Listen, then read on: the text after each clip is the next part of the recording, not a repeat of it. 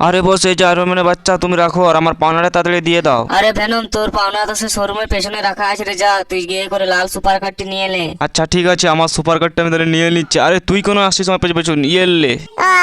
আরে বস, আমি আয়রন ম্যানের বাচ্চাকে অজ্ঞান করে দিচ্ছি এক ঘুষিতেই। তুমি তোমার জিনিস বুঝে নাও, আমি আমার সুপার কার নিয়ে চললাম। হে হে, ভালোই হলো, আয়রন ম্যানের বাচ্চাকে বিকিয়ে একদম লাল সুপার কার, তাও ফ্রিতে। হে হে, আরো বাচ্চা শুনবো, এবারে স্পাইডারম্যানের বাচ্চাকে কিডন্যাপ করবো। আরে তাড়াতাড়ি যাই যাই, আমার লাল সুপার কারটা আমার জন্য ওয়েট করছি। ইয়াহু!